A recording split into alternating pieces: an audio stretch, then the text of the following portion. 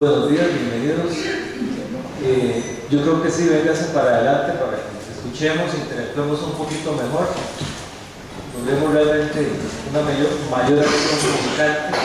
Hoy estamos con la segunda jornada. Ayer fue un día muy interesante porque se nos plantea la importancia del tema que estamos planteando en prospectiva al desarrollo rural. Yo tengo que dar como antecedente que hace como 3 meses y medio el concepto de Don Holman y empezamos a discutir eso, y más bien de ahí vino la sugerencia de abrir este espacio académico cuando no se había discutido nada de las estadísticas y diríamos el INEC y otros actores importantes no habían dado declaraciones.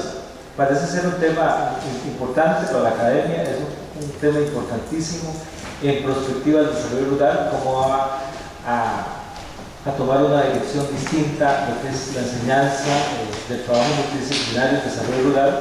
Y bueno, una bienvenida a Don Holman II, un saludo cordial y por darnos ese tiempo y habernos sugerido el tema, que creo que es muy importante. En el resto del día estaremos discutiendo distintos temas para profundizar más. Muchísimas gracias.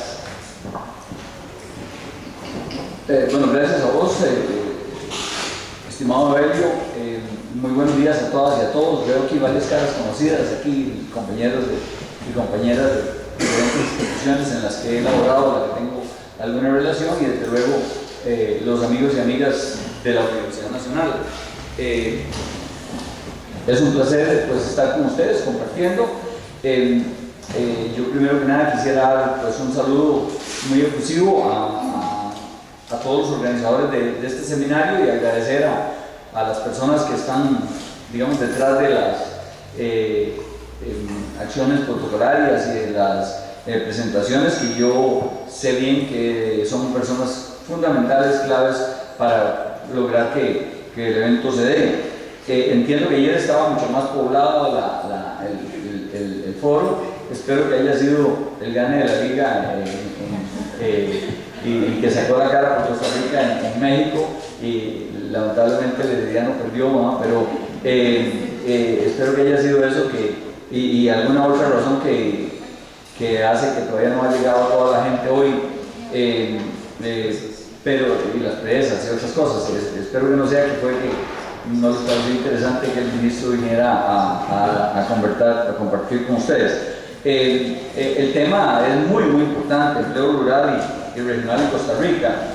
Yo traje la presentación y si a ustedes les parece, yo voy a ir adelante con la presentación, ¿no? Y la traje en PowerPoint, y entonces con eso podemos tal vez tener un espacio para poder discutirla. ¿Cómo vamos a hacer? Es que está aquí un poco. Ok, entonces yo me levanto y voy a ir trabajando desde allá, ¿te parece? Ah, bueno, está bien. Para que lo pases. Ok.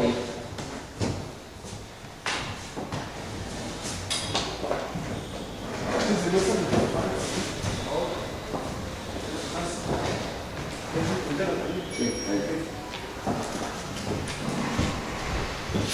Imagino que es el puntero, no. El puntero es el del centro. Ok, entonces voy para acá. Este es el puntero. Ok. Perfecto, y vamos a mover eso por aquí. Y le voy a dar este teléfono a otra persona. Hay una persona, hay un ministro que me está llamando, por favor le contesta. Okay. Le dice que estoy en esta tarea.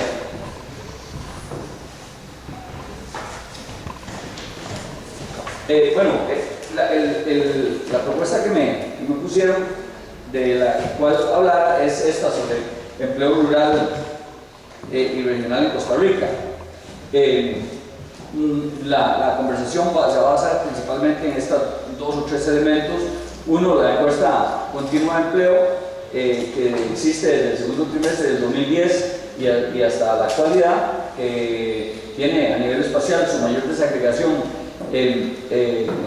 por zonas rural y urbana, y la encuesta nacional de hogares, que cubre también del 2010 al 2012, pero con la particularidad de que ambas no son comparables porque tienen metodologías diferentes de trabajo. Sin embargo, son pues, números cercanos y datos oficiales del INEC.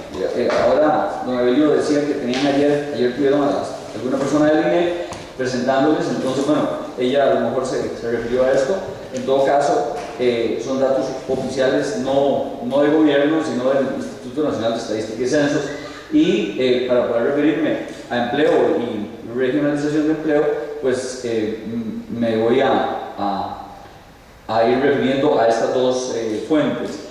Abajo de los cuadros tienen una serie de textos que voy a leer y que voy a comentar. En algunos casos me quedaré en la lectura para no verme en la tentación de salirme del rollo en el cual me vería muy tentado a salirme, y por razones del Tribunal Supremo de Elecciones, que tiene veda publicitaria y veda política, entonces mejor no me salgo del esquema que tengo, aunque me siento como muy libre y muy tranquilo al estar en la universidad, pues compartiendo, y aquí donde cualquiera dice de su opinión. Pero bueno, vamos a ver cómo nos va. El mercado laboral en Costa Rica, según la encuesta continua de empleo, vamos a ver. En general hay una idea de que aquí tenemos un problema enorme de empleo, de que no ha crecido el empleo, de que el empleo está muy mal en el país,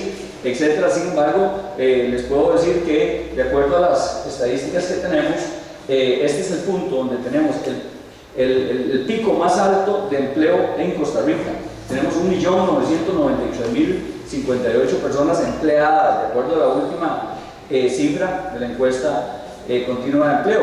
Desde luego, hubo un bache importante aquí en el 2011, producto no solo de la crisis internacional y el coletazo de la crisis internacional en nuestra economía, sino de cuestiones internas que hizo que se bajara hasta 1.759.000 personas. O sea, en este periodo se perdieron 128.000 empleos en el país. Pero a partir de ese momento y hasta la actualidad se han aumentado 233.000 nuevos empleos, o sea, nuevas ocupaciones. Desde luego, en diferentes áreas, desde luego la tasa de crecimiento, sobre todo del primer trimestre del 2012 al segundo trimestre del 2013, pues no ha sido tan grande, ha sido apenas un 2.2%, sin embargo ha sido una tasa de crecimiento, y es importante tener esa cifra. Con esto lo que quiero decir también es que cuando uno habla de la fuerza laboral, generalmente nos referimos a la tasa de desempleo. Y yo le pongo el ejemplo como cuando usted va al doctor. Si usted va al doctor y usted le dice: doctor, miras que me siento mal, y el doctor le toma la temperatura y le dice: así, está listo, usted mejor va comprando el ataúd. Usted le dice: un momentito, hagamos, ¿por qué no me hace más exámenes? ¿Cómo me va a dar un diagnóstico solo con la temperatura? Bueno, aquí se tiende en muchos momentos, y sobre todo en momentos de política, a decir: ¿cómo está la fuerza laboral? ¿Cómo está el mercado laboral? La tasa de desempleo en cifras oficiales es un 10.4%, creo, un 10.4% de desempleo.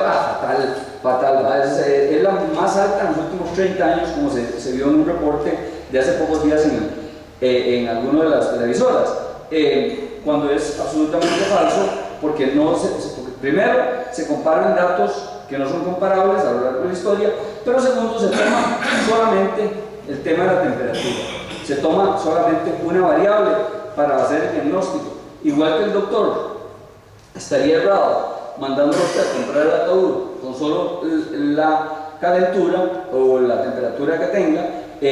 Igualmente tendríamos que tomar en cuenta que el mercado laboral también tiene otros elementos, como este, que es el total de ocupados, e incluso la tasa de ocupación. La tasa de ocupación en este periodo, de aquí del 2011 al 2013, en los últimos 2 años, subió del 50 al 56%.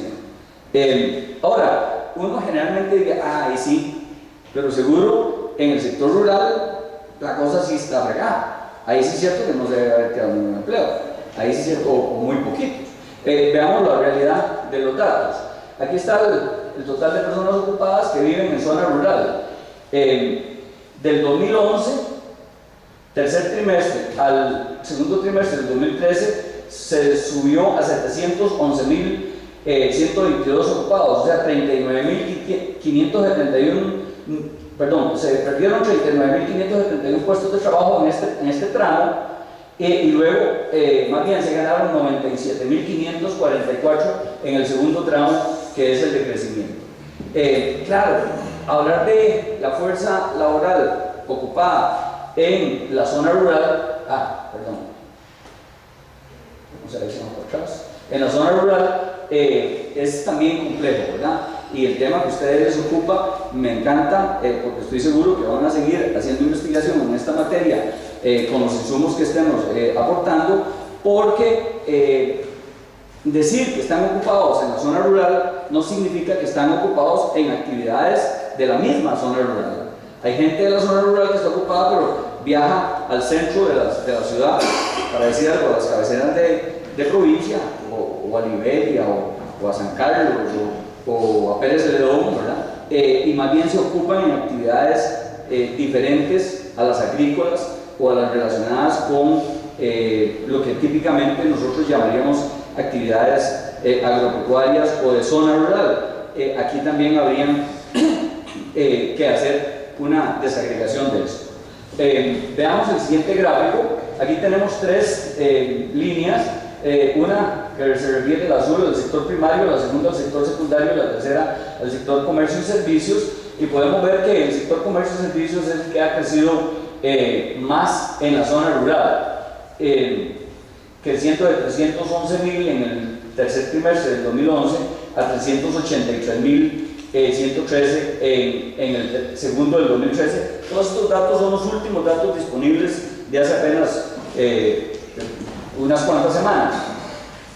Sin embargo, también vemos cómo el sector primario, en la parte agropecuaria, y el sector secundario, la parte industrial, también ha estado como estable o con una pequeña aumento, ¿verdad? En ambos, de 192.000 a 203.000, de 99.000 a 124.000. O sea, ha habido un crecimiento en el empleo, pero ha sido desigual.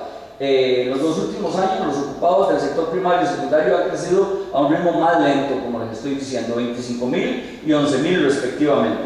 En cambio, el sector terciario es un poco más dinámico y ha aumentado 41.000 ocupados. Entonces, sí es importante ver esto un poco más desagregado. Hasta ahí tengo datos de la encuesta continua de empleo, pero veamos en la encuesta nacional de hogares, que también es importante para lo que estamos hablando. Tenemos una población total en zona central del país de 3.074.000 personas, de los cuales están ocupados 1.420.000. Y en otras regiones, no central, son 1.592.000 personas habitantes y 591.000 personas ocupadas. Alrededor del 66% de la población total vive en la región central del país. Ya eso nos da una variable muy importante, y más del 60% de la población se concentra en la región central, y el 44% se desagrega en las demás regiones. Otro dato importante es que a nivel central se encuentra el 70% de la población ocupada del país. En esta tabla vemos la población total por condición de actividad según región de planificación. Entonces aquí tenemos las regiones central, Bogotá Atlántica, Chorotega, Urunca, Bogotá Norte, Pacífico Central. Y aquí tenemos la fuerza de trabajo, vemos que está concentrada en la región central, como acabamos de decir, y en cada una de las regiones tenemos entre un 8 y un 4% de la fuerza de trabajo. En los ocupados, igualmente el 70% está en la región central, el 70% de los ocupados, y de manera semejante la fuerza de trabajo ocupada está desagregada en el resto del país. Como la población está concentrada en la región central, también la población desocupada está concentrada en esa región. Y fuera de la fuerza de trabajo, igualmente está concentrada. Veamos en esta este cuadro es la tasa de participación, ocupación y desempleo abierto según región de planificación. La tasa de desempleo abierto para el total del país, de acuerdo a esta encuesta, es de un 7.8. 7.8. Y esta es una cifra importante de reconocer y de considerar. Por ejemplo, les voy a dar una variable. Hace un año y medio se hizo una negociación entre sindicatos, sector privado y gobierno, en donde llegamos a un acuerdo de una fórmula para aumentos salariales semestrales. Y una de las cláusulas de escape de esa negociación salarial es justamente las cifras de desempleo oficiales de acuerdo al INEC, de acuerdo a la encuesta nacional de hogares. También otras cláusulas de escape o de salida de ese arreglo es la inflación reportada por el Banco Central, etc. Entonces, en este momento que estamos en negociación salarial, seguramente ustedes habrán visto los medios de comunicación que estamos en negociación salarial del sector privado para el año 2014. Bueno, la cláusula a la que algunos se querían acoger para poder hacer una salida de la negociación es que la tasa de desempleo debería alcanzar un 8% para poder salirse de la negociación y pasar a un tipo de negociación diferente. Bueno, en este momento el dato oficial es 7.8 y entonces tenemos que respetar. Si respetamos el acuerdo de hace alrededor de 2 años, entonces en medio de 2 años, entonces tenemos que permanecer en esa negociación. Bueno, bien, entonces les decía que solo la región central y Huetar Norte se ubican por debajo. Si vemos aquí la región central, región central 7.3 y la Huetar Norte 7.4. Los demás están por encima del promedio nacional. Destacan las tasas de desempleo abierto relativamente altas en Chorotega, Pacífico Central y Brunca. Y tengan en mente estas 3 regiones, Chorotega, Pacífico Central y Brunca, porque las vamos a ver recurrentemente en varias de las gráficas y de las tablas que vamos a ver adelante. En términos de participación y ocupación, la región central tiene valores por encima de la media nacional. Sobre desempleo ofrece números positivos también por debajo del promedio del país. En segundo lugar se ubica la región Huetar Norte. Aquí está la población ocupada por región de planificación según el nivel educativo y cómo se encuentran ubicados trabajando, o sea, ocupados.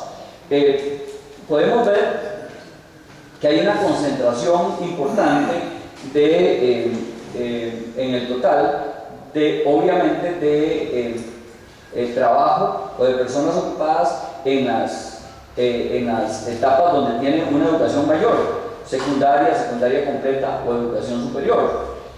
Sin embargo, cuando ya vemos el detalle vamos a ver varias cosas importantes. Las personas ocupadas en la región central tienen la más alta escolaridad. Aquí lo podemos ubicar. En promedio, 9 años de asistencia a la educación regular, luego le sigue el Pacífico Central con 8 años y las otras regiones con 7 años. La participación relativa de las personas con ningún grado, primaria incompleta y primaria completa, van de un 32,5% en la región central hasta un 54% en la región atlántica. O sea, estas 3, ningún grado, primaria incompleta y primaria completa, si las sumamos, dan 32.5 aquí en la región central y en la Huetar Atlántica nos lleva a 54.1.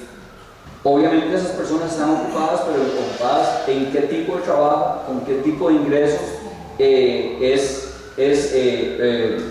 lo que nos interesa también. Estos datos pueden interpretarse como un indicador de las deficiencias educativas de la población ocupada costarricense y se vislumbra desde luego como un área de política pública si se quiere mantener y mejorar el posicionamiento del país para poder generar empresas o atraer inversión. Definitivamente en estas zonas, Huetar Atlántica, Brunca,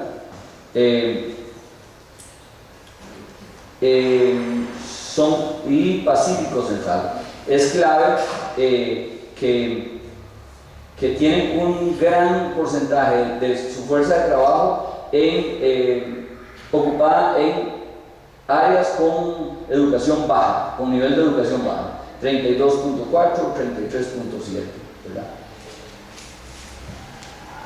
Población ocupada por región de planificación según posición en el empleo. Aquí están las posiciones, las posiciones que tenemos son asalariados, cuenta propia, empleadora o auxiliares no remunerados. Los auxiliares no remunerados son, digamos, un nivel muy bajo, un 1%. Los asalariados son el nivel más alto, arriba del 70%, excepto la Brunca, con un 63.1%, y el resto se divide entre cuenta propia y empleadora. La posición en el empleo es de gran utilidad para determinar la calidad del empleo. Generalmente cuando tenemos un asalariado, hay más calidad de empleo, hay mayores supervisión de parte del Ministerio de Trabajo, de parte de la Caja Costarricense de Seguro Social y de parte de otras entidades que vigilan no solamente las cotizaciones, sino si se le paga el salario mínimo, si tiene seguridad laboral, si hay condiciones adecuadas de trabajo.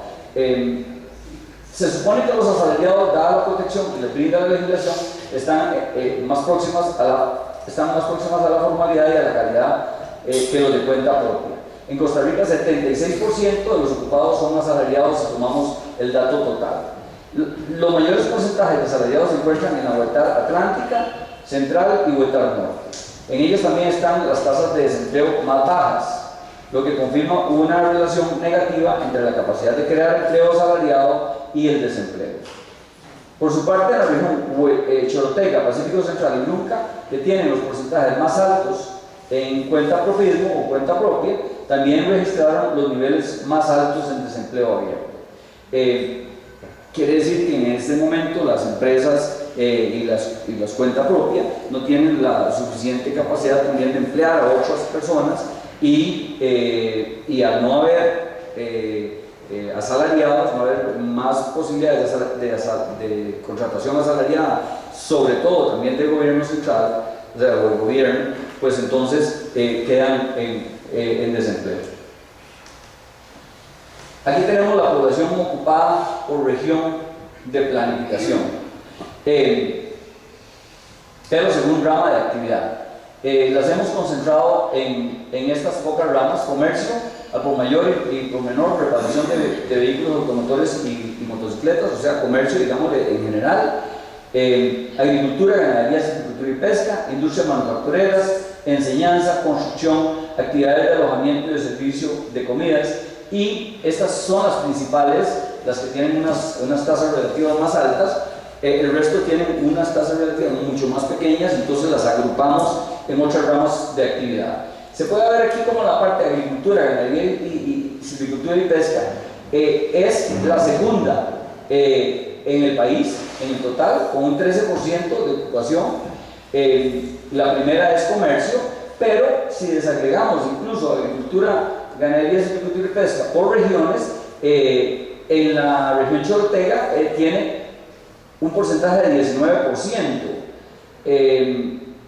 y en las regiones Brunca, Huetar Atlántica y Huetar Norte, que por eso les decía yo también que mantuvieran en la mente esas regiones, tenemos 31.7, 37 y 39%. O sea que la agricultura, silvicultura y pesca y ganadería siguen siendo muy importantes en la generación de empleo cuando hacemos el análisis por rama de actividad. Desde luego, comercio es como más estable en toda la región, y luego industria solamente se concentra en la región central, ¿verdad?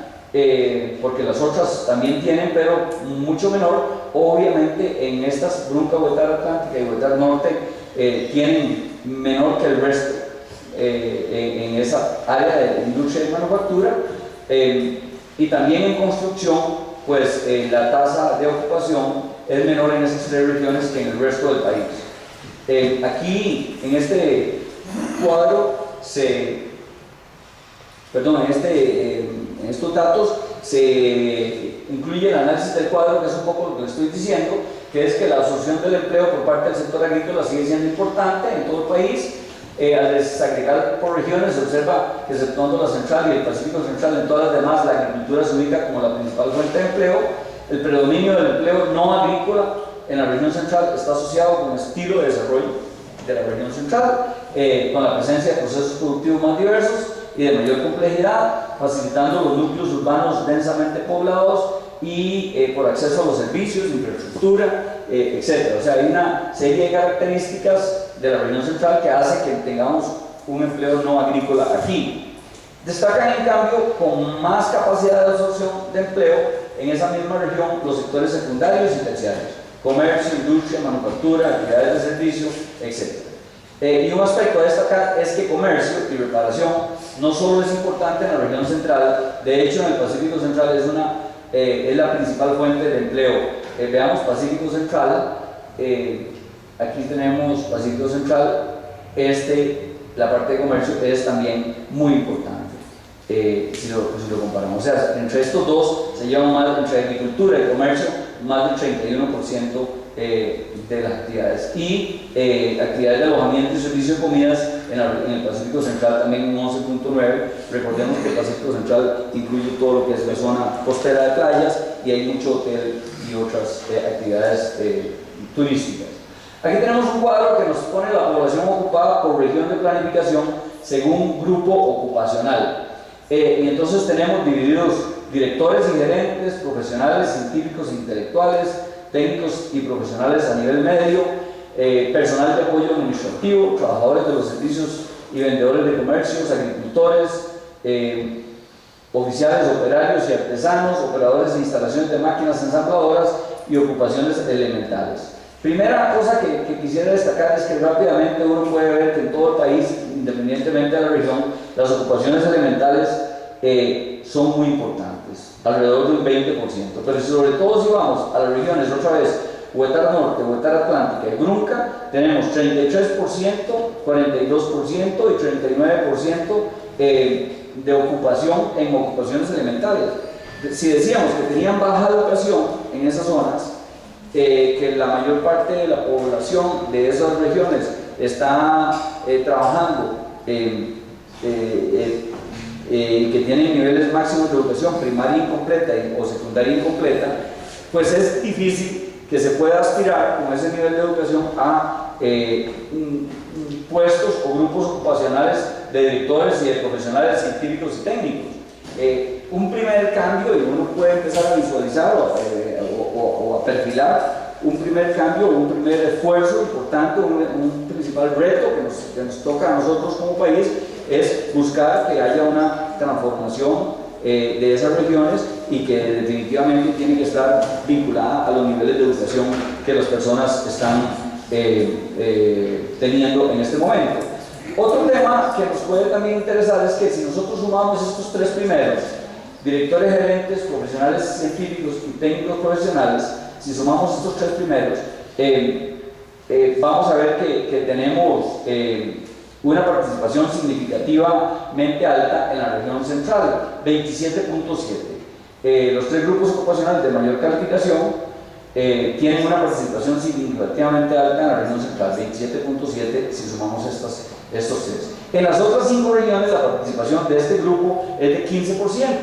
De nuevo, entonces, también se refiere al tema de la educación y al tema no solo de la educación, del nivel de educación, sino de las cosas que se están ocupando. Ok, vamos entonces al ingreso promedio de la población ocupada por sexo según región de planificación. Este es un cuadro que de alguna manera da pena tener que mostrarlo y reconocerlo, y es que cuando hacemos relación hombre-mujer vamos a encontrar que la mujer tiene, de acuerdo a lo que históricamente se ha desarrollado, salarios menores que los hombres en los mismos puestos de trabajo. Tema que es principalmente enfatizado en el sector privado, dado que en el gobierno y en las instituciones públicas sí hay mucho mayor control y mucho mayor equidad, o hay equidad. Aquí se muestra cómo la relación hombre-mujer a nivel promedio del país es con un ingreso de 0.86. Tenemos 415.000 colones en promedio para el país, 438.000 para hombres y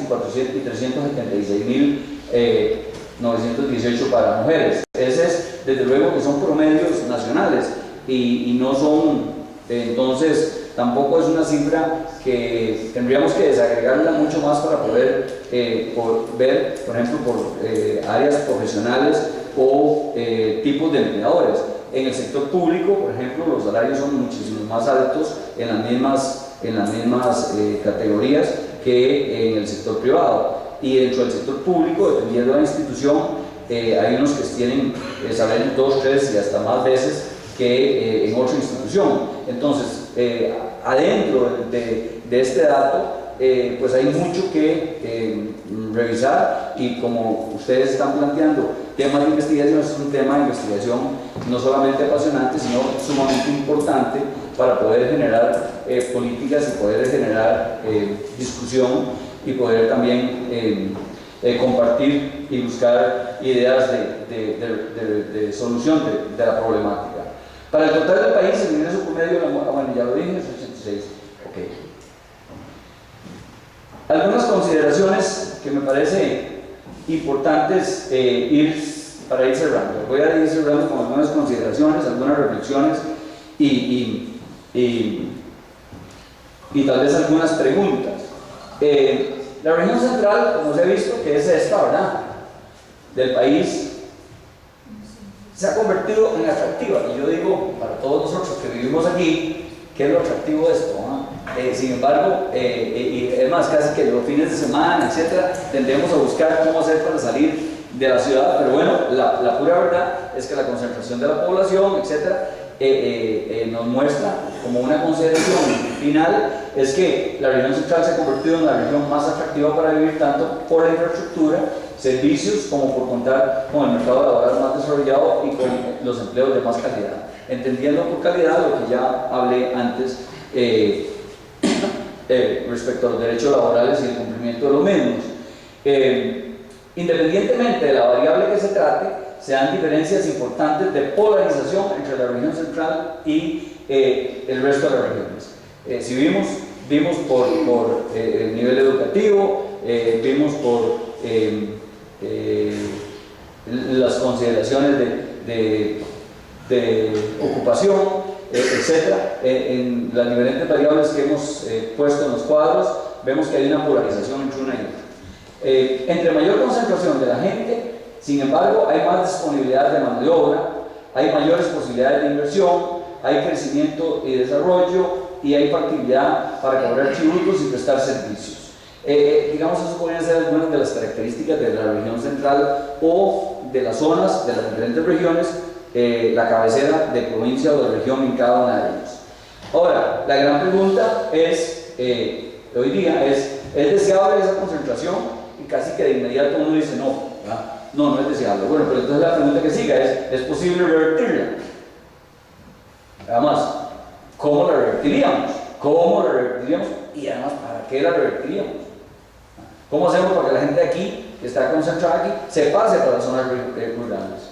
¿O cómo hacemos para que en las zonas rurales se siga quedando la gente de la zona rural? Ahora, lo cierto es que la tendencia a la concentración de personas en ciertas áreas es una realidad no solo aquí, sino en todo el mundo.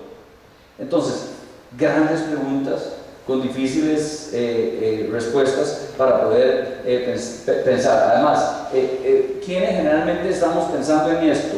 Bueno, nosotros los que estamos en el centro, ¿verdad? O los que estamos en las grandes ciudades, porque cuando decimos cómo y para qué, bueno, entonces al final nosotros estaríamos decidiendo por los que viven en las regiones, o cómo hacemos para involucrar a los de las regiones para que también tomen la decisión. Otra consideración, la población ocupada costarricense se concentra en edades que van entre 25 y 59 años. Aquí es muy importante porque más de 3/4 partes de la población ocupada total del país clasifica en este rango. Esa marcada participación en la fuerza de trabajo es una oportunidad única en la historia del país para alcanzar los niveles más altos de desarrollo al tratarse de un grupo poblacional en el cual cada persona en promedio va a producir o produce más que lo que consume. Es lo que se llama el bono demográfico, ¿verdad? Entonces, estamos en un momento todavía clave, pero pronto vamos a tener una característica muy diferente. En este momento, de 25 a 59 años, es 3/4 de la parte de la población ocupada. Y además, la otra cuarta parte está abajo de eso, que también sigue siendo muy importante y ahorita me voy a referir. Pero entonces, tenemos esa posibilidad, pero habría que ver cómo de verdad esa población ocupa puestos que de verdad genere valor agregado, que de verdad genere ingresos para las familias, para las personas, etc. Pero al mismo tiempo, solo lo puede hacer si tenemos un nivel educativo diferente al que hemos mostrado. O una educación también generalmente vinculada a esa clase trabajadora que le permita accesar puestos de trabajo que también, como ahorita lo vamos a ver, vayan dirigidos a áreas en donde puedan contribuir más y a ellos les puedan remunerar de mejor manera. Igualmente importante es la población ocupada de 15 a 24. Para el total del país representa un 16.5%. En absoluto son 332.327 personas ocupadas en ese rango. Es un grupo muy importante. En la región Huetar Norte, esos grupos etarios tienen una participación aún más alta, un 22%, y las otras regiones se ubican entre un 14 y un 18,5%. Respecto a estos jóvenes, porque alguien diría, bueno, qué barbaridad, de 15 a 24 años. Pero respecto a estos jóvenes, cabe la pregunta, de nuevo, y siempre será importante y vigente el debate de si es social y económicamente conveniente que estén en la fuerza de trabajo, o si por el contrario se deberían diseñar y fortalecer políticas para retenerlos por más tiempo en el sistema educativo, o si la estrategia debería ir en los dos sentidos: retenerlos por más tiempo y capacitar a los que irremediablemente desean pertenecer a una fuerza de trabajo. A veces pensamos en que hay que sostenerlos en el sistema educativo y que vayan a la universidad todos, pero la otra cosa es, todos quieren ir a la universidad, los tenemos que exigir al látigo, ¿verdad? Como decir, como que a nuestro hijo, usted tiene que ir y paga, y si no, ¿verdad? Entonces, o tenemos que buscar alternativas que se inserten en el mercado laboral en otras áreas, con otro tipo de educación. No necesariamente tiene que ser que no tengan educación, sino que tengan educación pero diferente, ¿verdad? Y entonces sería una mezcla de ambas cosas.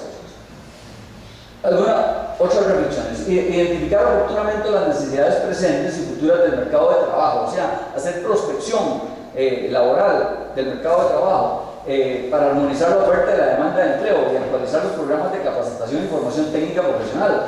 Para ello es necesaria la participación, desde luego, del Ministerio de Trabajo, del Ministerio de Educación, de universidades, del INA, y así como el sector privado, que es sumamente importante.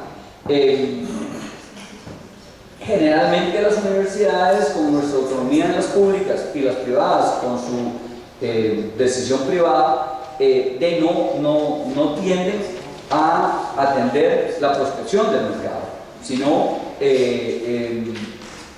toman sus propias decisiones.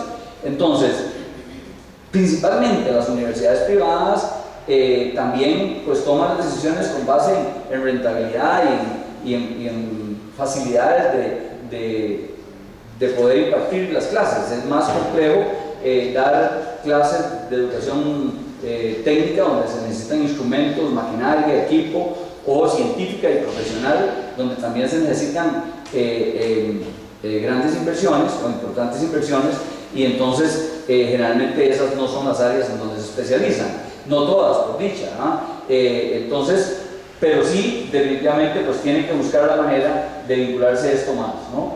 Y solo el diálogo y la participación y de alguna manera el incentivo o también el desincentivo va a hacer que eso cambie. Si bien los ocupados con altos niveles de educación tienen una participación importante en todas las regiones, y eso estuvo claro con el nivel educativo, entre más alto el nivel educativo, más fácil conseguir empleo, sin embargo, también es cierto que de manera particular, en todas las regiones y de manera particular en la central, también es cierto que los niveles de educación que se consideran bajos tienen una importante presencia en las regiones. La participación relativa de las personas ubicadas en los niveles, ninguno, primaria y primaria completa, van de un 32,5% en la región central hasta un 54% en la región marginal. Estos datos pueden interpretarse, como había dicho antes, como un indicador de las deficiencias educativas de la población ocupada costarricense y son objeto de política pública para mantener y mejorar el posicionamiento del país en atracción de inversiones de alto valor agregado y contenido tecnológico, como también debería buscarse el esfuerzo en la educación para generar nuestros propios emprendimientos. Y algunas reflexiones finales es que a nivel regional se tiene el reto no solo de llenar los puestos vacantes ocupacionales tradicionales como recepcionistas, mucamas, vigilantes, que es lo que casi siempre aparecen oferentes en las ferias de empleo en las regiones costeras y turísticas, sino también en especialidades técnicas como telecomunicaciones, aire acondicionado, refrigeración, idiomas, empleos verdes, etc.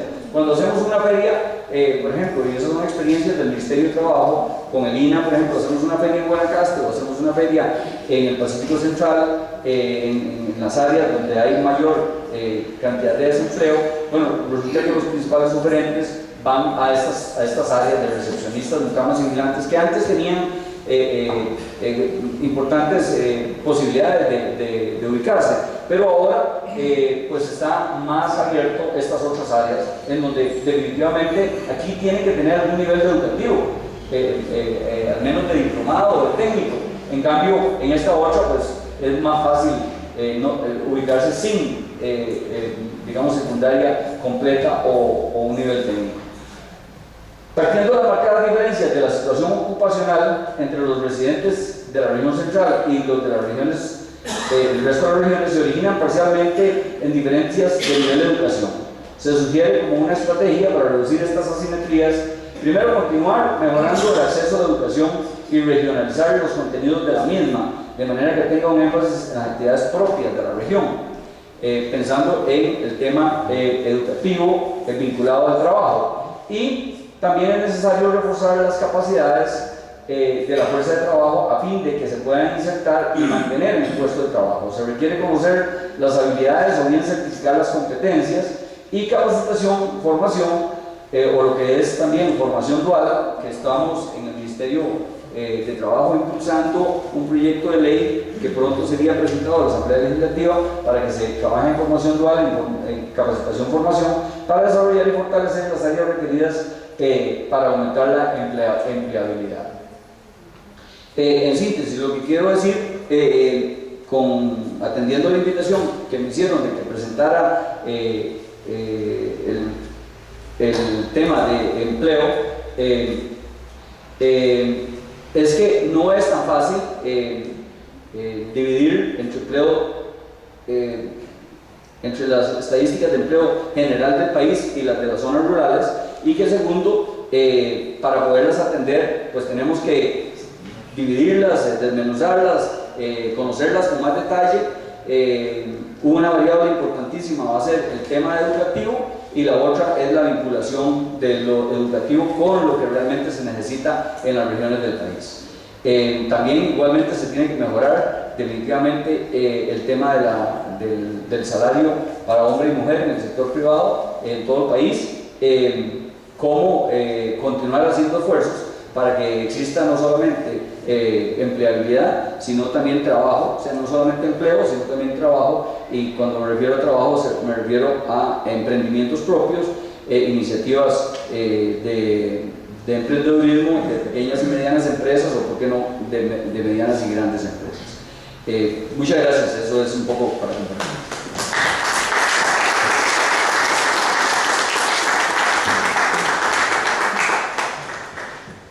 ¿Tienes tiempo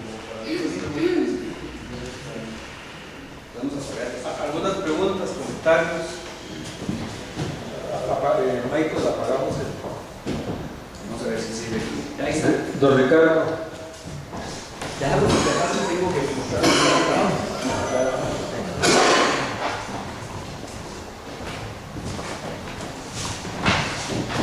Buenos días. De vuelta, Yo vivo en la zona norte, pero también trabajo en la universidad y me toca salir a los diferentes lugares, por ejemplo a la región de Chorotega y también acá a Brunca. Caminando con las comunidades y escuchando a usted, a mí me generó como un desacierto, como una incertidumbre, porque una cosa es lo que uno ve y otra cosa es lo que se dice, ¿verdad? De repente uno le pregunta a la gente, ¿en qué está trabajando? Y no hay trabajo, no hay fuentes de empleo, no alcanzamos el empleo en las regiones.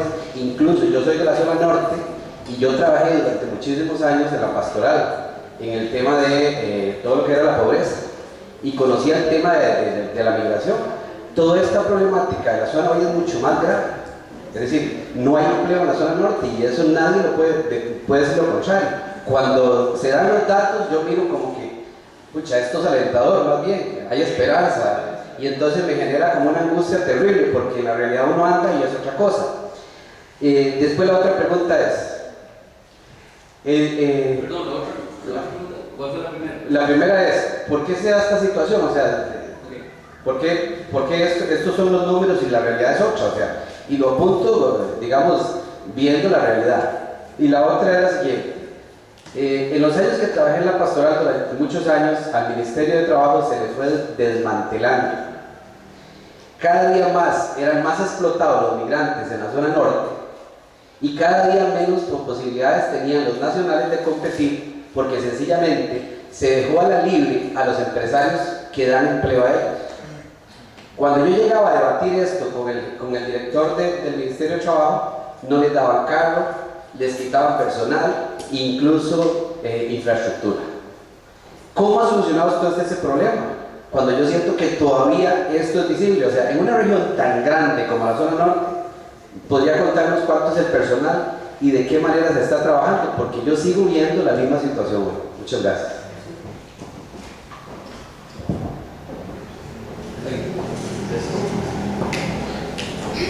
No sé si va a haber otro, contesto de nuevo. Dos más. Aquí está el micrófono. O si lo dice allá. No, ya lo digo, aquí tengo un poco ¿Cómo es su nombre? Es sobre un asunto. ¿Su nombre, perdón? Mi nombre es Yolanda Vargas, de la Dirección General de Servicios Ciudadanos. Hay un asunto que a mí me preocupa cuando veo tanto número, tanto cuestionamiento, por ejemplo, en las áreas rurales, cuando se habla de que hay mucho desempleo o de la baja educación. Por ejemplo, yo soy de un área completamente rural. Yo me quedo viendo, se dice que más estudio, más preparación, pero esa gente, ¿dónde va a conseguir en las áreas rurales? Por ejemplo, Pérez Celedón es un cantón donde la gente estudia mucho. Pero ¿qué pasa? No hay fuentes de trabajo. Todo el mundo mira aquí. Tiene que ser aquí, porque Pérez Celedón, en realidad, donde un profesional pueda desarrollarse, no existe. Hace como unos 15 años estuve hablando con don Francisco Morales, que llegó por allá, y él me decía, ¿por qué usted trabaja en San José pudiendo venirse a Pérez? Digo yo, ¿dónde? Con mi profesión, ¿dónde? Y empezamos a hablar y él me decía, tenés toda la razón, Pérez Celedón no tiene fuentes de trabajo para que la gente que estudia se quede aquí. Entonces yo a veces me cuestiono, ¿para qué más estudio? Y creo que esa pregunta se lo hacen todos por allá. ¿Para qué más estudio si no tengo dónde? Lo único que puedo ir es al campo, a volar cuchillo, a ver qué siembro, y tras de eso, en realidad los grandes comerciantes los explotan. Ahora que se vio en Pérez Celedón esa huelga de los frigoleros, tenían toda la razón. Unos pocos se hacen millonarios a costa de lo que ellos trabajan, y duro, porque ahí sí se trabaja duro. Entonces yo a veces me cuestiono, ¿para qué va a estudiar uno allá al Atlántico, otro allá? Si en realidad las fuentes de trabajo no están en los lugares que ellos laboran. Entonces, no sé qué hace el gobierno, no sé qué hace, porque en realidad no se ve que se haga nada por esas zonas, por crear fuentes de trabajo para profesionales. Y también, por ejemplo, el hecho de que trabajen en el campo no se les paga lo suficiente. También se ve aquí el salario que reciben más o menos promedio, pero los costos en Guanacaste de un ciudadano mismo es diferente a Pérez Celedón, es diferente a la zona sur, es diferente a la zona central. O sea, para mí el analizar el ingreso de cada hogar tiene que ir en función de los costos también de cada. No es simplemente un número, es muchas cosas más que hay que analizar. Será una participación, no sé, o sea, porque el cuestionamiento siempre ha sido ¿qué hace el gobierno para dar educación o que esa gente que se eduque verdaderamente se quede en las regiones y no venga aquí a la región metropolitana, incluso a veces con los altos costos, lo que a veces se meten es a lugares que no son aptos para vivir ni criar una familia? Una más para cerrar este bloque.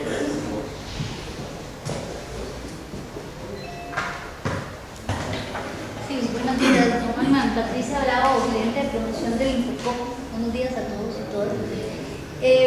Don Armando, su exposición realmente nos hace pensar en cuál es la realidad también que vive el movimiento cooperativo como generador de empleo y cuyo principal objetivo básicamente es la generación de empleo a nivel nacional. Y vemos que la problemática del país a nivel macro se expresa muy claramente en la labor de promoción que hacemos en el departamento, porque el grueso de las cooperativas se concentra en la región central, como usted bien lo sabe, y en las regiones rurales hay una alta demanda de emprendimientos colectivos o asociativos basados en el sector primario, básicamente agricultura, pesca, ganadería, con limitaciones, con deficiencias importantes a nivel educativo, con deficiencias importantes para accesar a los pocos empleos de cierto nivel que exigen una especialización técnica. Y encontramos que realmente son pocas las opciones que se tienen. Seguimos concentrados en eso que el Estado de la Nación llama la economía dual, en donde ese sector sigue siendo muy importante y usted lo planteaba. En realidad, exceptuando dos regiones, una de ellas la región central, las demás regiones siguen concentrando como principal fuente de trabajo en la agricultura, silvicultura, ganadería y pesca. Entonces, mi pregunta concreta es, ¿cómo visualiza usted, número uno, el movimiento cooperativo como una opción o la economía social como una opción generadora de fuentes de trabajo? Y número dos, ¿cómo hacemos para buscar políticas económicas que realmente incentiven esa economía, esa vieja economía que está ahí, que no ha sido objeto de la política económica de los últimos gobiernos, pero que sigue siendo generadora de empleo? O sea, ¿cómo hacemos para ayudar más allá? Nuestras herramientas parecieran ser muy pocas para poder incidir fuertemente en ese sector. Muchas gracias.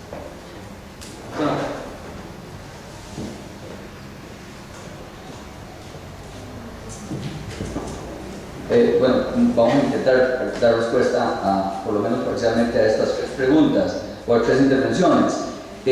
Lo primero que yo quisiera decir, que es transversal para las tres personas, digamos, los tres planteamientos de las tres personas, es que el tema por el que yo abogo y he estado planteando permanentemente es que esto no es un tema del gobierno solamente. Desde luego que el gobierno tiene que participar muy activamente, pero es un tema en donde de verdad tenemos que participar con la academia, principalmente los centros de investigación, las universidades y principalmente las públicas. También tenemos que participar con las regiones, con las municipalidades, y tenemos que participar con los grupos interesados, ya sean trabajadores como también empleadores. En ese sentido es donde yo decía en una de las láminas que se hace clave este diálogo y esta participación y estas referencias a uno y otro para poder generar unas políticas que no sean nada más de un periodo, sino que sean estables a lo largo de la historia. Y que entonces logren hacer el cambio, sobre todo en este momento que, como decía hace un rato, pues tenemos el bono demográfico y que esperamos que se pueda utilizar de la mejor manera. Don Ricardo en la primera pregunta o en la primera intervención nos habla de la percepción que él tiene después de viajar a la zona norte y a las diferentes regiones. Desde luego que esa percepción también tiene, ¿dónde está Ricardo? Ahí está, que también tiene algún grado de realidad. En efecto, hay condiciones más difíciles en algunas de las regiones para conseguir trabajo que en otras. Él decía lo de la región Chorotega y otras a la que he ido, y la señora Yolanda mencionaba, por ejemplo, la región sur, ¿verdad? Y Pérez Celedón en concreto. Zona Norte, como usted vio en los datos, es una de las regiones que más bien tiene más empleo, que tiene más desarrollo, que tiene más, que ha generado en los últimos años más oportunidades, más crecimiento económico. Y yo creo que también eso no es extraño si se piensa en que la zona económica especial de la zona norte se ha venido desarrollando de una manera importante, con participación de muchos actores, no solamente de gobierno, sino que más bien el gobierno participa relativamente poco comparado con todo el resto de la participación en la zona. Ahora, cuando hablamos de zona norte también pareciera que fuera muy general, pero resulta que una cosa es San Carlos y otra cosa es Los Chiles y Pala, ¿verdad? Entonces ahí tenemos de nuevo datos que considerar. Zona Norte en términos generales aparece con datos importantes de empleo, pero cuando ya vamos a desagregar a cantones, y probablemente si desagregamos en distritos, pues cada uno tendrá una fotografía diferente. En ese sentido, por eso es que la percepción también que de repente usted tiene o que una persona tiene cuando se enfrenta a algún lugar donde le dicen no, es que aquí no hay trabajo, bueno, es de ese lugar, de ese cantón o ese distrito, y resulta que si toma los datos en general de lo que está sucediendo en la región, pues se va a encontrar otro tema diferente. Generalmente decimos también que no hay empleo. También lo que pasa es que no hay empleo, con esto paso un poco a Yolanda y me devuelvo a Ricardo también. No hay empleo en las cosas que uno quiere, por ejemplo en el área profesional. Usted decía que dónde podría quedarse usted trabajando en esa zona en la profesión que usted tiene. Aquí ha faltado a lo largo de la historia y creo que todavía en la actualidad hubo un empate entre lo que la gente estudiamos y lo que hay trabajo. Empate que no tendría que ser totalmente tampoco, porque vamos a ver, habrán carreras en las que probablemente hay pocas posibilidades de trabajar, pero que son muy importantes para desarrollar como seres humanos. Entonces, es así que tampoco es que tiene que ser un empate absoluto y total. Sin embargo, sí, por ejemplo, yo en este momento estoy enfrentando una demanda de 90.000 cogedores de café, por ejemplo, de 6.000 personas en la zafra de la caña, de 1.500 en la cosecha de la piña, 1.000 en la naranja. Básicamente todas estas son, como ustedes saben, en las regiones rurales, y en donde no hay personas suficientes a nivel nacional. Entonces tenemos en el Ministerio de Trabajo que tomar de la decisión. O se pierde la cosecha o se autoriza el ingreso de personas migrantes, que como ustedes saben la mayor parte son de Nicaragua. Y entonces se da lo que dice Ricardo. Entonces de repente al migrante no conoce todos los derechos laborales que tienen en el país, no conoce cuál es el salario mínimo, desde luego el desempleo en Nicaragua no es un 10% como es aquí, sino que es un 40%, entonces se viene para acá a trabajar con el salario que sea y en lo que sea, y entonces hace que también se afecten el tema de los salarios aquí. Ingresamos con los inspectores, y ahí de nuevo era una de las preguntas que hacía Ricardo, con los inspectores. Yo mismo he ido yo mismo he ido, yo apenas hace de diciembre acá que estoy en el Ministerio de Trabajo, pero yo fui ya a hacer inspecciones o a acompañar a los inspectores a fincas de naranja, tanto a los chiles como a Pala, como a La Cruz, y hemos encontrado problemas serios y hemos cerrado empresas para que cumplan con los derechos laborales de, por ejemplo, los migrantes. En ese sentido, digamos, es el debate entre si tenemos trabajo o no tenemos trabajo. Claro que hay trabajo, pero en unas áreas en las que no son las que, gracias al nivel educativo de la mayoría de los costarricenses, nos va a interesar trabajar. Incluso los que tienen un nivel educativo bajo tampoco van a querer trabajar en esas áreas, dado que ya hay toda una cultura nacional de más bien trabajar en áreas de servicios o en áreas en donde tengamos mayor ingreso. Entonces, en concreto, René Yolanda, no hay un empate o no hay una relación realmente de educación con las áreas que realmente hay oportunidades en las regiones o en las que se pueden crear oportunidades. Porque, por ejemplo, usted decía el ejemplo de los frijoles de la zona de Pérez Celedón. Yo fui aquí con don Fernando Rivera y con otras personas de la universidad, siendo rector de la U, a la zona de Pérez Celedón, por ejemplo, creo que el área de Teguivalle, y vimos, y hablamos con los frijoleros y vimos los temas que ellos tenían.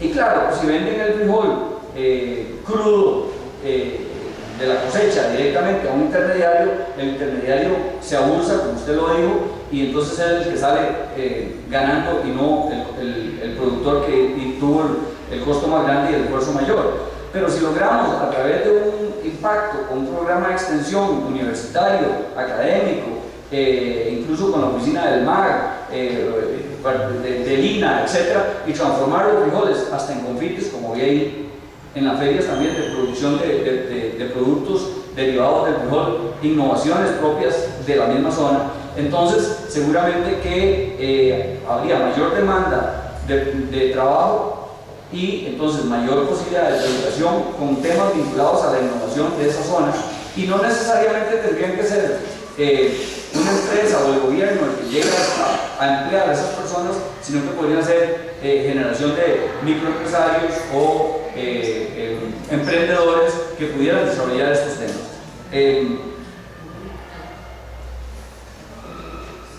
Y doña Patricia, bueno, yo creo, Patricia, que el tema del movimiento cooperativo definitivamente es una gran oportunidad. Claro, creo en la economía social y en el movimiento cooperativo.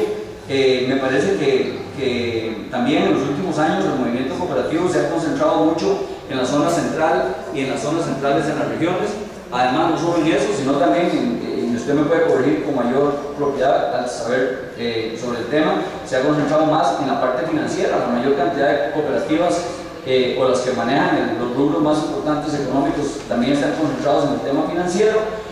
Las cooperativas grandes, cuando son vinculadas al sector agrícola, entonces se les quiere descalificar y se dice que son empresas y que entonces no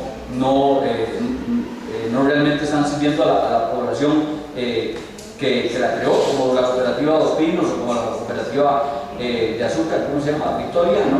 Entonces alguna gente tienden a descalificar y entonces dicen, no, es que esas son empresas, esas no son cooperativas. Yo creo que sí, que las cooperativas hay que continuar con ellas, hay que buscar cómo enfatizar en el crédito para esto. De los bancos pasa al sector cooperativo aproximadamente 75.000 millones de colones, creo, el 10% de las actividades, que es aproximadamente 75.000 millones de colones cada año. Y entonces, bueno, hay que buscar la manera de cómo hacer para que también se les llegue a los grupos cooperativos en formación en las zonas rurales, para generar más empleo y sobre todo generar innovación en los productos, y que no se queden en los productos básicos crudos, sino en el valor agregado de esos productos.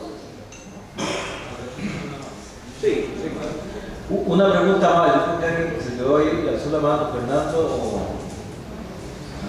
el señor diputado.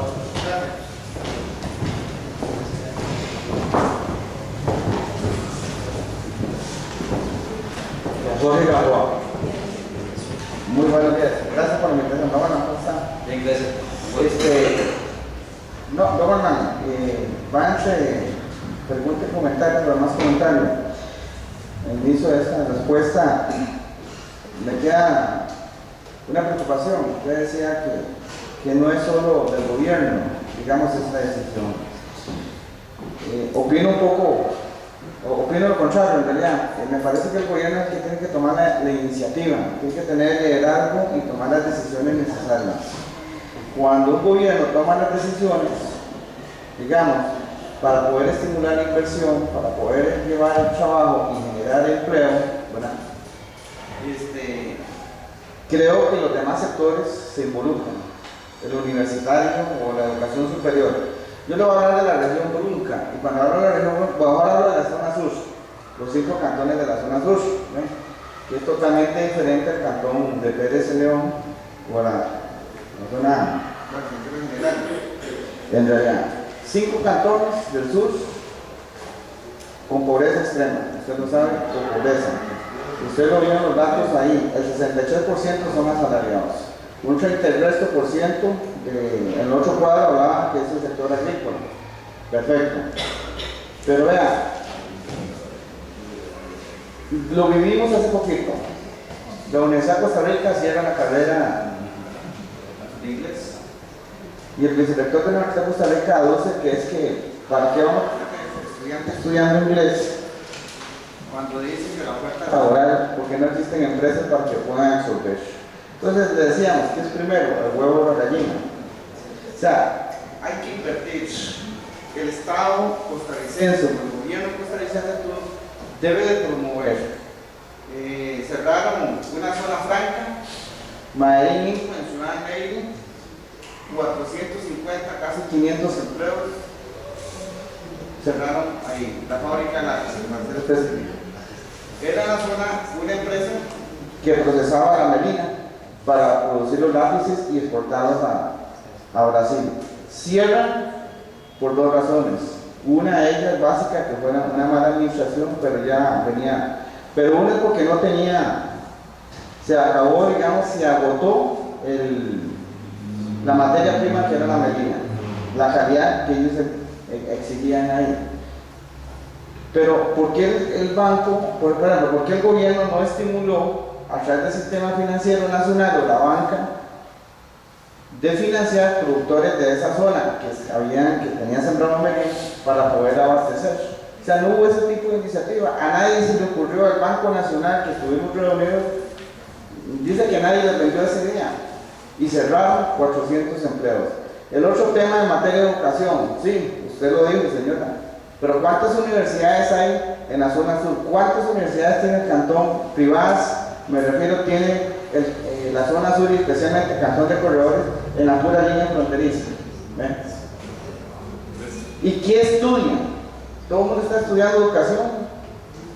¿Ah? Ese es el primer, y está agotado el mercado. O sea, y lo otro es, con todo respeto, porque soy egresado de esta universidad, soy ingeniero agrónomo, salí de la Escuela de Ciencias Agrarias y tuve muchos profesores que están por aquí y muy buenos, ¿verdad? Y con mucho orgullo. Pero la otra parte es, en materia de educación superior privada, vean las carreras acreditadas, hay un informe, son poquitas las universidades y poquitas, digamos, las materias que están acreditadas. Entonces esto se volvió un comercio también. Bueno, y no hay condiciones, o sea, la infraestructura, el tema de generar empleo, el agro, yo lo digo, perdone que me extienda en esto, pero señor ministro, vean, lo hemos dicho, sí ha aumentado la pobreza desde hace muchos años. Y ahí están los datos y comparto los datos que dio la televisión. Cuando uno maneja los datos estadísticos, la información, vamos a decirlo, sí, cada uno acomoda su información de acuerdo tal vez a su conveniencia y tenemos que ser bien objetivos, pero la pobreza en este país ha aumentado enormemente y especialmente en las zonas rurales, y tiene que saberlo usted. ¿Y por qué aumentó en las zonas rurales? Porque hace más de 30 años el sector agropecuario fue votado en este país. ¿Ven? Antes un costarricense, un agricultor, una familia trabajaba en la tierra y sus hijos estudiaban y eran profesionales o son profesionales. Hoy, doctores, lo que sea, ingenieros, lo que sea. ¿Ven? Pero hoy, y muchos de ellos se quedaban en el campo trabajando. Hoy está agotado totalmente. No hay ningún estímulo en ese sentido. Bueno, reactiven, ya les cogió tarde a este gobierno, desgraciadamente lo digo, pero comparto con la exposición. La reactivación social o la reactivación económica, social, que es la que yo le llamo, es a través de la economía social, es a través del sector cooperativo, que hay instituciones públicas. Imagínense que hay 13 instituciones públicas que atienden el tema de la pobreza en este país. 13 instituciones, son 13 presupuestos. ¿Cuántos empleados tienen? ¿Cuántos recursos se van en eso? ¿Es necesario o no es necesario? Son temas de discusión. ¿Cuántas instituciones públicas tiene el sector agropecuario? ¿Ven? ¿Será necesario refundir? ¿Será necesario cerrar alguna? ¿Será necesario reestructurar? Son temas, debates que tenemos que hacerlo, pero vean que cuando uno, se los digo porque lo he aprendido, cuando uno toca estos temas, resulta que se vuelve enemigo del pueblo, se vuelve enemigo de unos funcionarios, y hay actividades de ciertas instituciones públicas que no hay que cerrarlas, yo no lo digo, pero pues se la podemos trasladar a la economía social, a la asociatividad y especialmente al sector cooperativo. También tenemos que meterle la mano a la dirigencia cooperativista, pero eso es lo que toca. Entonces es complejo, señor. Bueno, entonces yo me refiero a la región Brunca, falta de empleo, no hay inversión, no se puede ir a una empresa a trabajar allá porque no tenemos una zona franca, no se puede establecer un call center porque no hay personas que hablen 4 idiomas, son muy poquitos, usted no consigue 100 personas jóvenes. Cuando tenemos un nivel educativo en la región Brunca, que los directores regionales, con todo respeto, son manejados políticamente, los profesores son nombrados y resulta que la calidad, no digo de todos, porque hay muchos profesores, muchos educadores muy buenos, comprometidos, pero desgraciadamente la inestabilidad laboral se la lleva ahí. Y ahí podemos seguir, pero creo que esto es un tema, digamos, de debate, un tema que en realidad debió haber asumido este gobierno con el liderazgo que debió haber tenido para poder promover, digamos, el desarrollo en la zona rural. El establecimiento de zonas francas, todo se concentra aquí en la meseta central, no hay estímulos para que las zonas francas se vayan a la zona. Cuando hubo un debate y que el Partido de Acción Ciudadana propuso que la zona franca que se establecieran en las zonas rurales se le exonerara o se le dieran ciertos beneficios, el proyecto de ley no pasó y me refiero a la asamblea anterior. Muchas gracias. ¿Alguna otra para cerrar? Muy bien, para no masculinizar esto, acompañando la representación de género. Don Fernando, véngase para acá, porque todos queremos. Muy breve, es que el punto del presupuesto del sector agropecuario, rápidamente se tocó de vital importancia, sí, desde hace, no sé, 15 años, el presupuesto que en algún momento fue de 12%, bajó al 1 o menos del 1%. Y eso tiene incidencia importante en las zonas rurales, puesto que, digamos, la cantidad de funcionarios que hay, además del compañero acá y otros colegas del Estado de la escuela, que siguen peinando cada vez más canas y no hay gente nueva de reemplazo del sector agropecuario. Me refiero específicamente al Ministerio de Agricultura. Eso incide bastante porque, digamos, limita mucho la acción que ellos pueden hacer. La cuestión de la investigación también, las universidades hacen esfuerzos, pero sí sería importante que, independientemente, digamos, del trabajo que se ha venido haciendo, que se lograra un consenso para fortalecer el sector hacia adelante. Gracias. Bueno, voy a ser breve porque yo sé que ya vamos para el refrigerio. Don Olman, cuando usted toca el tema de los frijoles, el sector productivo le duele. A nosotros cuando se habla de los frijoles, se habla de plátano, se habla de lo que sea, y cuando uno sabe, con todo el respeto que usted se merece, que lo que usted está diciendo no es cierto, a uno le sangra el corazón.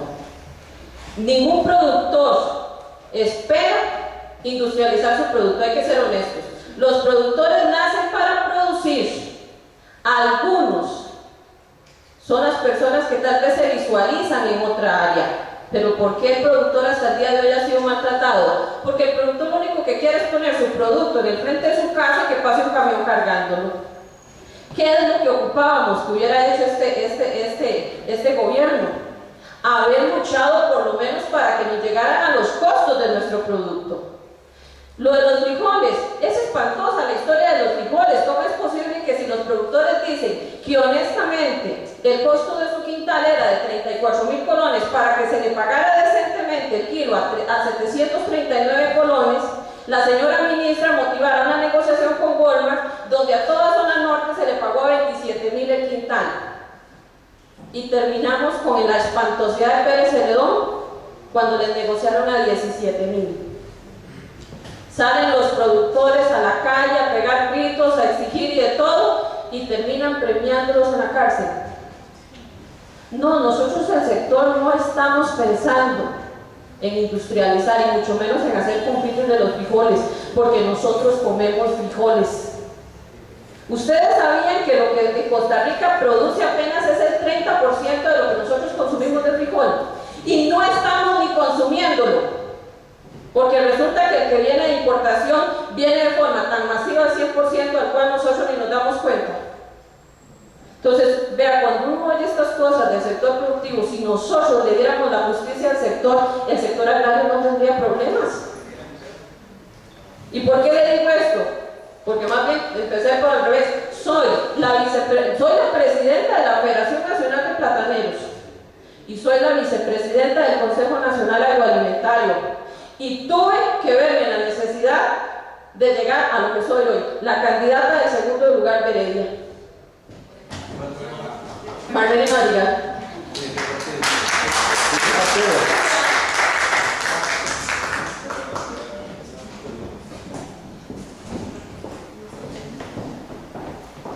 ¿Cómo me dijo su nombre, señora?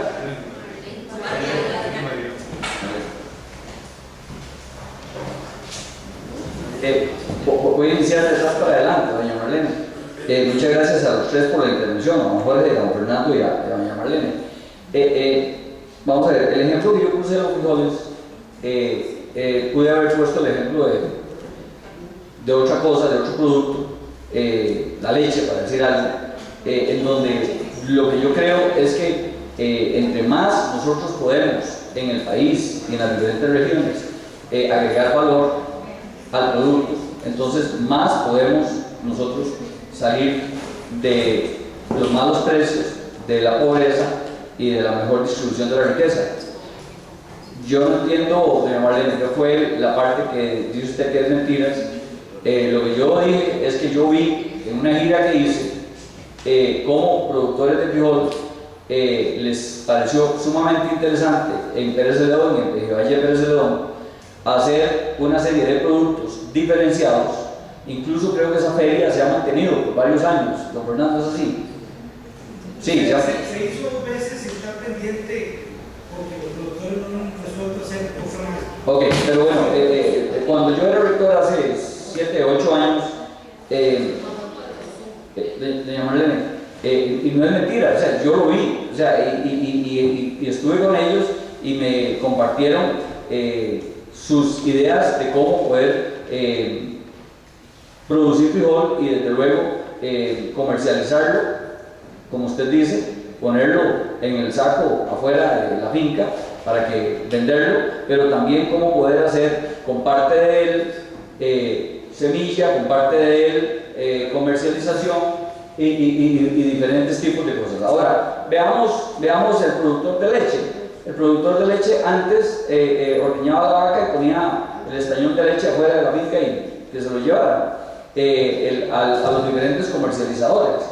Ahora están cooperativizados y la leche tiene leche descremada, tiene yogur, tiene un montón de productos que hace que entonces se le pueda pagar de una mejor forma el producto.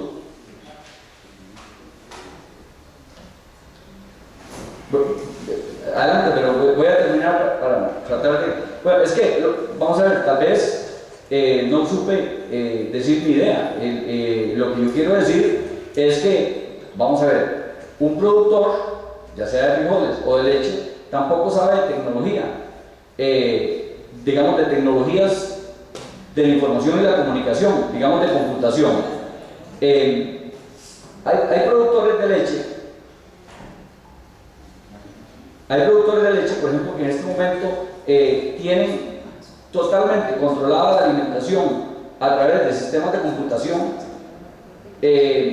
por un software producido para ellos aquí mismo, en la Escuela Veterinaria de la Universidad Nacional. Uno no esperaría que ese productor llegara y decirle, bueno, mire, aplique las nuevas tecnologías de la información y la comunicación y compita con los otros productores o con las otras cooperativas o con los otros capitalistas productores de leche, sino que le ayudamos y le apoyamos desde la universidad, pero la universidad no le puede dar el software a cada uno de los lecheros, pero se organizaron en una cooperativa. Entonces ahora no solamente saben el tipo de alimentación que tiene el animal y el control que le llevan, incluso pueden prever cuándo se está enfermando, cuándo está dando una producción más baja, aplicando tecnologías, aplicando una nueva organización cooperativa y entregando a un mejor precio, pero no solamente entregando la leche, sino que se hacen en este momento más de 100 o 200 productos diferentes de la leche que antes simplemente era leche y murió. El frijol, del ejemplo que yo puse, lo que yo trato de decir, y ahí me perdona si me he explicado mal, lo que yo digo es que el frijol, como lo conocemos, simplemente en el plato de pinto, el plato nuestro de cada día, es una forma de presentación. Y que nosotros, de diferentes maneras, tanto el gobierno como las diferentes entidades, podemos ayudar al productor a transformarlo, igual que se transforma la leche en 500 diferentes tipos de productos ahora se podría transformar en otra cosa. Claro que no es cargarle al productor y decirle al productor, mire, ve a ver qué hace, porque ahora usted tiene que producir, no sé, confites o tortillas o otros productos, sino apoyar dentro de una gestión de diferentes grupos para poder hacer que avance y que tenga más beneficio y un valor agregado mayor. Innovación, al fin y al cabo. Comparto con el diputado don Jorge que los 5 cantones del sur tienen las dificultades enormes, tanto en pobreza como y desde luego con empleo. Veamos que el tema del empleo, a mí me parece que el tema del empleo y del trabajo es un tema central siempre y que es circunstancial, que a veces lo tocan, pero realmente debería ser tocado en forma permanente. Hace 8 años, más o menos en las elecciones de hace 8 años se hablaba de los problemas macroeconómicos, hace 4 años se hablaba de los problemas de seguridad, ahora se habla de los problemas del empleo. Yo digo que en todos los casos era el problema del empleo, porque la gente se convierte a vicios, a ladrones y a un montón de cosas, porque no tiene empleo, no tiene trabajo, no tiene desarrollo, y los problemas macroeconómicos también es porque no hay empleo. Entonces el problema del empleo es fundamental y es un tema que me parece clave, y felicito a la universidad y a la Maestría de Desarrollo Rural que esté discutiendo el tema del empleo en este momento y ojalá en forma permanente. En ese sentido, yo quería decir que también está vinculado, como usted lo decía, con el tema de la educación que se da en la región. Ahí en Río Claro, por ejemplo, están las instalaciones del INA y están vinculadas hasta más no poder con los temas que el sector productivo pide, ya sea las empresas, las cooperativas y otros. Pero bueno, yo creo que ahí también hay que vincular más, por ejemplo, a Fedesur y al grupo de Golfito, ¿cómo se llama? A Fedesur, más bien, para buscar que las inversiones se hagan en las cosas que realmente se pueden producir y requerir en la zona. Ahorita se hizo una inversión grande en CIPA, en la planta procesadora de palma africana. Bueno, lamentablemente no produce una gran cantidad de empleo, pero sí es una que se vincula con todas las plantaciones de palma que de otra manera tendrían que vender cruda. Y de nuevo aquí está el ejemplo ya no de los frijoles, sino el ejemplo de la palma. En lugar de vender el coco, lo vendemos el aceite. Y ojalá, en lugar de vender el aceite, podamos vender los subproductos que incluso son carísimos a nivel internacional y que entiendo estamos compitiendo incluso con Malasia y otros países en estos niveles. Hay que ponerle más atención a lo que usted está diciendo, Jorge, de vincular, y lo que yo dije también, de vincular la educación con lo que realmente se requiere en la zona. Y en el tema del presupuesto, Fernando, yo no conozco el detalle del presupuesto del MAC. Sí, lo que pienso es que hay que invertir más en el sector agrícola y agroindustrial, y no tanto en burocracia. Pienso que no todos en el MAC son burócratas, sé que hay mucha gente en el campo, en investigación y en extensión, y esos son los que habría que fortalecer más. Sí sé que la planilla está con una edad arriba de los 40 años en promedio, y entonces también eso es necesario irlo recambiando. Muchas gracias. Bueno, en realidad muchísimas gracias a Waldo. Tenemos que considerar que estamos privilegiados de tener aquí al director de la Universidad Nacional, expresidente ejecutivo de Lina, ministro de Trabajo, en un diálogo que plantea muy claramente que es este país: democracia, participación, esa oportunidad de discutir ampliamente los temas para generar procesos de concertación. Esta conferencia de hoy y la de ayer nos suman dos ejes más. A mí me toca el gran problema de decir algo inteligente cuando hay tanto dominio del tema aquí. Es difícil pensar realmente cómo articular ejes que planteen inteligencia. Esta conferencia, si la sumamos a lo de ayer, nos da dos elementos de fondo. Bueno, un diagnóstico que fortalece, digamos, lo que hemos venido diciendo, que hay un problema en empleo y especialmente en zonas rurales. En segundo lugar, nos está planteando la gran necesidad de que las instituciones públicas, desde el Ministerio de Educación, Trabajo, MAC, Planificación, inicien realmente un compromiso de coordinación interinstitucional que permita realmente articular recurso humano, capital humano, para emprender un proceso de facilitar reglas de juego para que algunas cadenas agroproductivas se vinculen, agroturísticas, de sostenibilidad, que generen una perspectiva de empleo. Es interesante cómo generar un proceso de coordinación entre las instituciones del Estado. Y en tercer lugar, cómo lograr que esa coordinación empate con la especialidad de la conferencia de Arias y de Luis Fernando, que nos obliga a pensar en región, en espacios regionales, en zonas rurales, en territorios rurales, y cómo lograr que los gobiernos locales, como el señor ministro nos plantea, se articulen los gobiernos locales a este proceso de coordinación institucional. A nivel de espacios hablamos de articulación, y a nivel de instituciones públicas de coordinación. Cómo generar un proceso de coordinación y articulación que efectivamente apoye nuevos procesos productivos, agroindustriales, con mucho valor agregado, que los frijoleros realmente se vean beneficiados en la parte productiva que les conviene o en la que desarrollan, en la parte de producción, pero también en la parte de valor agregado. Es un tema donde la economía social, efectivamente, el desarrollo cooperativo nos da una lección, pero yo creo que no es muy halagadora tampoco. Yo tengo que decir, por ejemplo, que mucho del desarrollo de la actividad cañera en el sur, por ejemplo, donde también conozco bastante bien, ha permitido que el movimiento cooperativo, los 200, 300 socios, se vayan apropiando de fincas, de pequeños productores que se metieron en café o en azúcar y al final tuvieron que entregar la finca porque no les da ya ni para pagar el abono y los créditos que la misma cooperativa les dio. Tenemos que hacer un mejor ejercicio, pero eso le toca al mismo sector. Las cooperativas de arroz, las cooperativas de leche, etc. Tenemos que empezar a repensar, y es ahí donde la coordinación institucional es importante, porque es la que genera reglas de juego formales, que no quiero decir con eso decretos ni leyes, sino reglas de juego, acuerdos entre actores que nos permitan avanzar como sociedad. Muchísimas gracias y vamos al café.